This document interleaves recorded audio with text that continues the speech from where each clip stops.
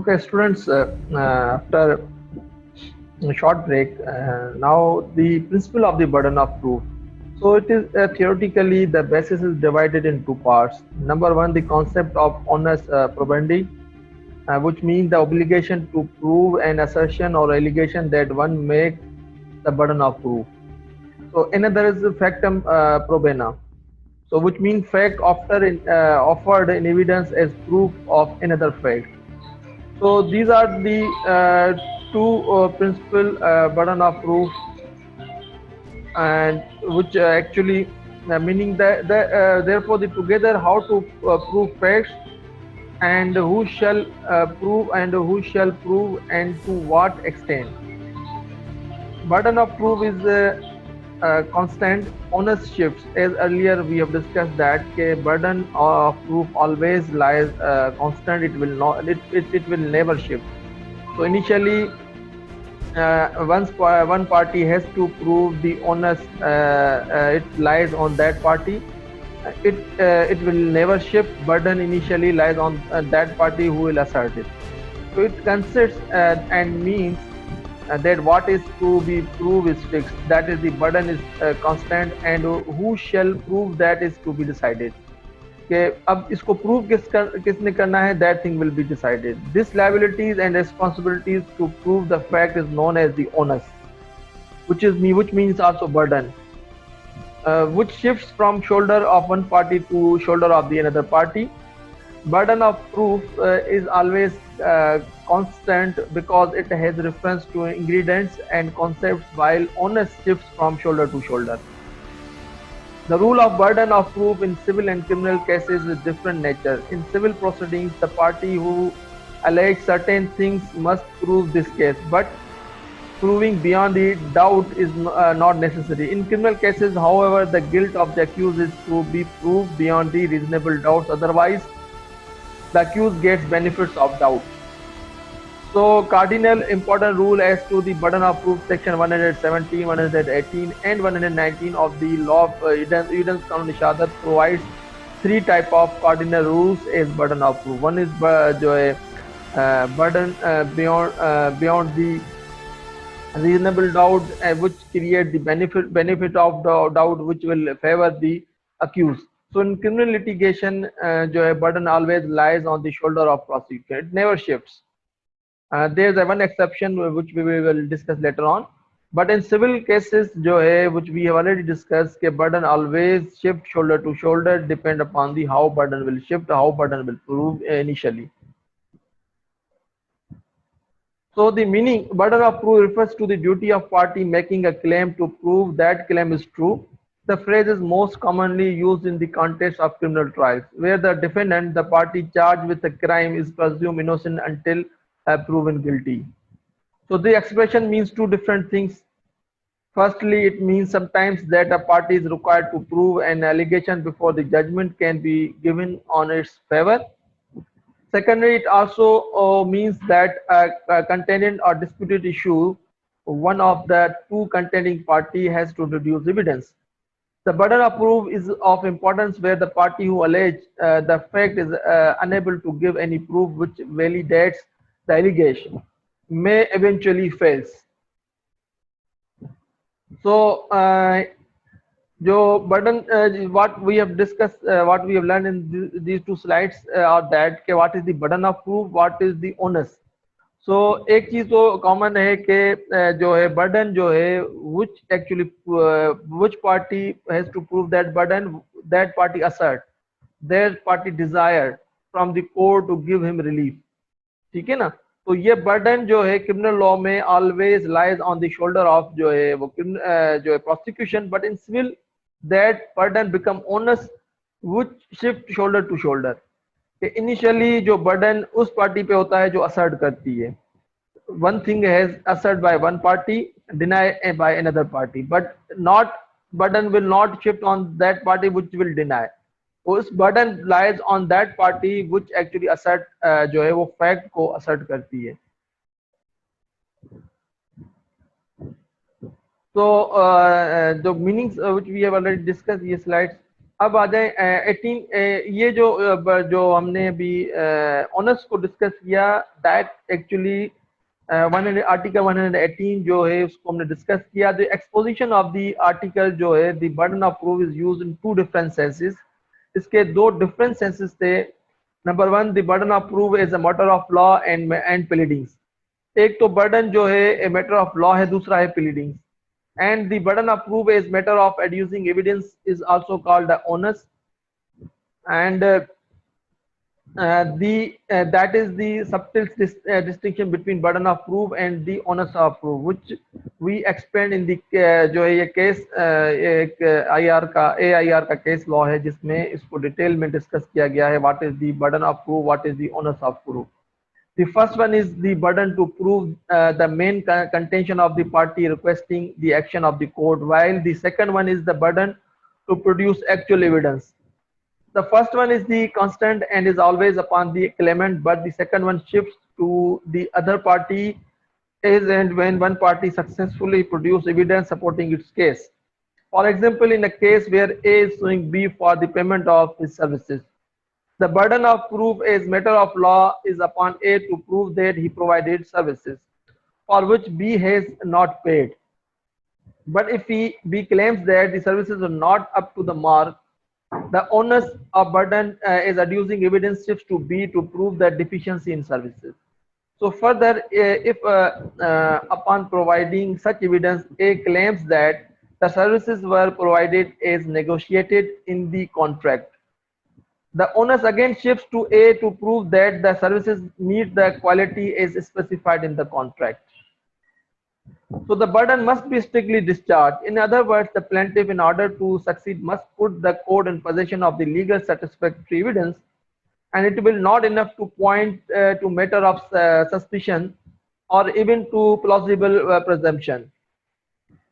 In criminal complaint for unauthorized construction, it was held that the onus was complaining authority to prove that the land belonged to it and the accused put up a construction on it.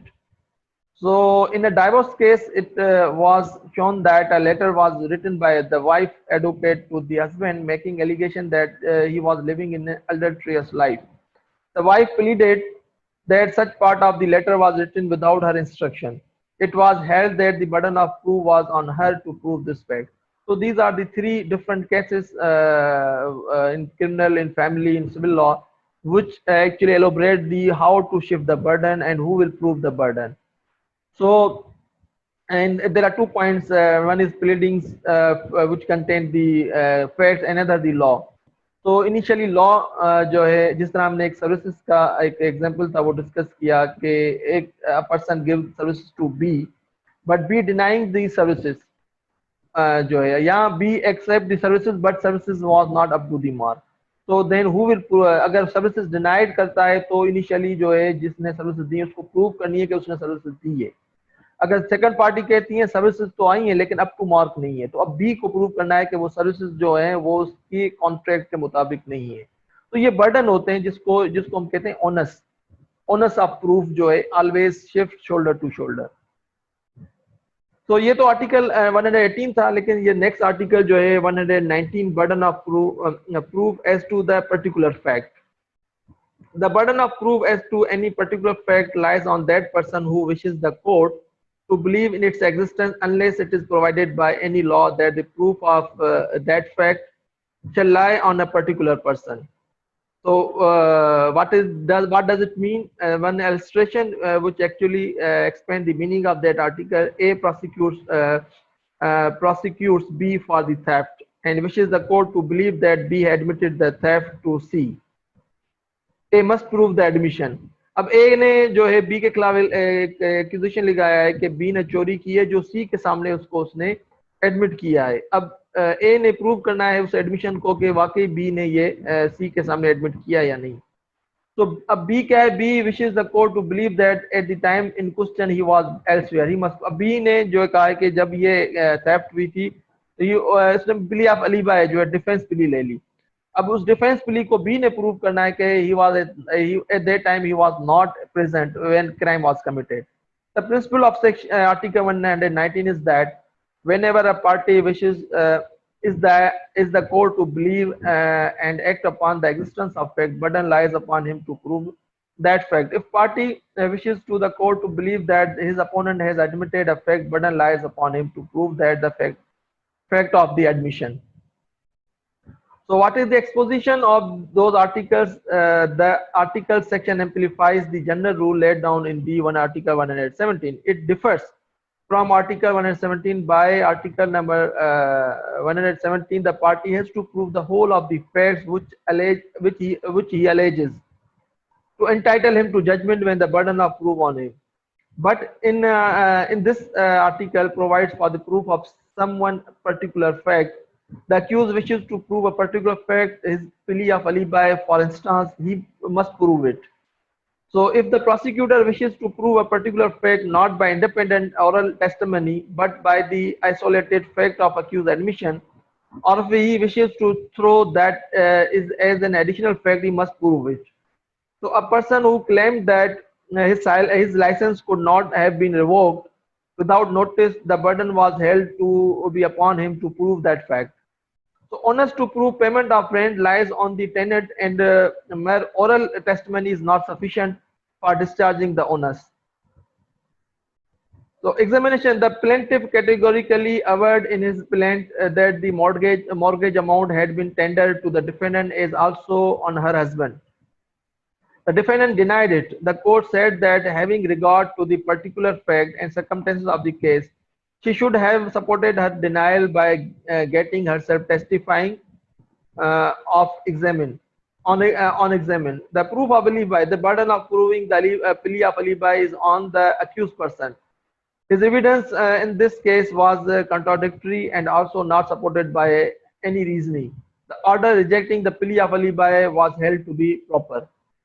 So in a case before the House of Lords under the Fatal Accident Act 1846, the allegation was that the plaintiff husband met his death owing to the negligence of the railway company. The only evidence offered was that the body was found lying by the side of the railway line near a level crossing. This was held to be not sufficient. The plaintiff must prove positively that the death in question was due to the defendant's negligence. So next article 120, burden of proving fact to be proved make evidence admissible. This section says that burden of proving any fact necessary to be proved in order to enable any person to give evidence of any other fact is on the person who wishes to give such evidence. So further understanding this article, there is an illustration. A wishes to prove a dying declaration by B. अगर ए rely करता है B की dying declaration पे, तो ए जो है initially जो है ए को बी की डेथ जो है उसको प्रूव करना होगा कि जब वो उसकी डेथ हुई थी, that time dying declaration was made. So what is the exposition of this article? Whenever it is necessary to prove any fact in order to render evidence of any other fact admissible, अगर दो fact हैं, जिस तरह B की जो dying declaration है और वो रिलेटेड है कि वो जब उसने ये डिक्लेरेशन दी थी वो उसकी डेथ हुई थी, ये दो फैक्ट हैं. तो उसके सबसे पहले जो the burden of proving the fact is on the person who wants to give such evidence.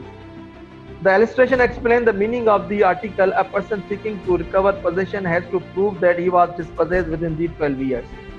अगर उसको possession recover करनी है तो उसको सबसे पहले अपनी possession prove करनी होगी उसके, और उस पोजीशन में जब वो इलीगली डिस्पोजेस हुआ है. तो इसमें देखें, इसमें देयर आर सर्टेन डॉक्ट्राइंस जो है वो इंक्लूड हो जाती है. One doctrine is res ipsa loquitur. It literal means things speaks for itself. Prima facie, it appears to be simple and easy maxim to understand and apply. However, it is not as simple as it appears to be. Res ipsa liquidator is a maxim, the application of which shifts the burden of proof on the defendant generally. In a case, it is the plaintiff who has to provide evidence to prove the defendant's negligence.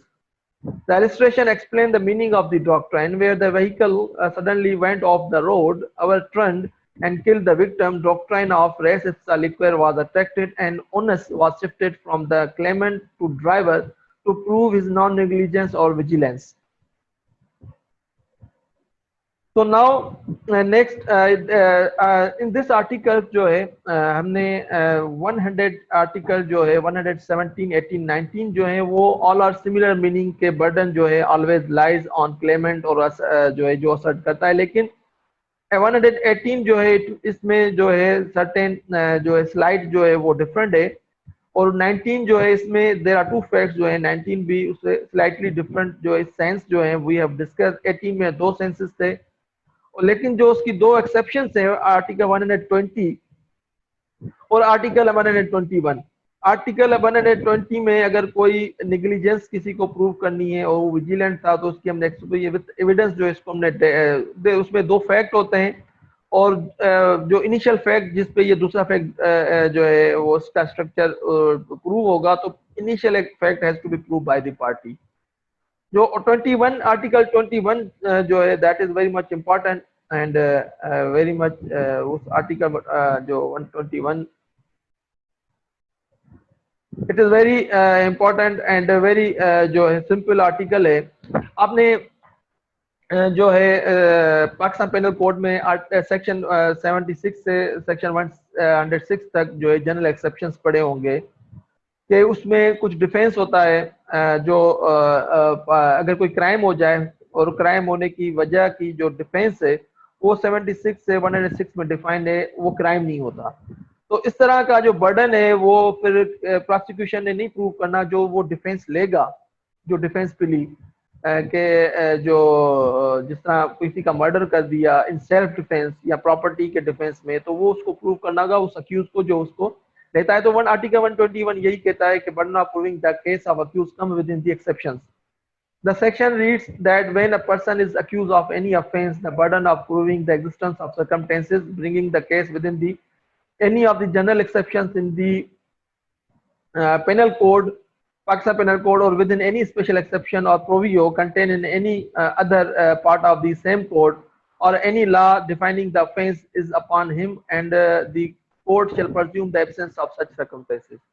Initially court जो है वो circumstances जो है उसको नहीं लेगी until unless जो है वो जो पार्टी जो उसको क्लेम करेगी जब तक वो उसको प्रूव नहीं करती। For example, a accuse of murder alleges that by reason of unsoundness of mind he did not know the nature of the act.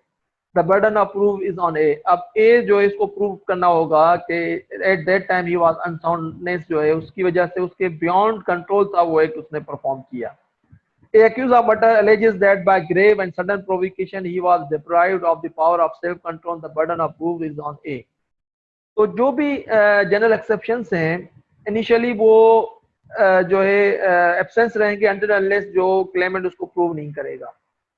ये क्रिमिनल लॉ पे अप्लाई होता है। इसकी एक्सपोजिशन जो इस आर्टिकल की इस तरह है कि in criminal cases the burden of proof using the phrase in its strict sense it always upon the prosecution and never shifts whatever the evidence may be during the progress of the case. When sufficient proof of the commission of the crime has been adduced and the accused has been connected therewith as the guilty party, then the burden of proof in another the quite different sense, namely in the case of the in the sense of the introducing evidence and rebuttal of the case for the prosecution is laid upon him. The onus of the establishing an exception shifts to the accused when he pleads an exception.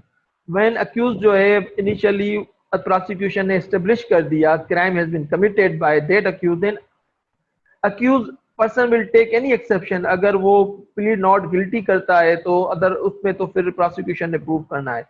लेकिन अगर accused जो है वो कोई exception जो है request करता है तो वो exception जो है accused ने prove करनी है as per the article 21 of the कानून शहादत। तो स्टूडेंट्स ये तो आर्टिकल्स थे आज के लेक्चर में जो हमने डिस्कस किए which are related with the burden, how to prove the burden in the court of law with the illustration जो है इसको हमने डिस्कस किया।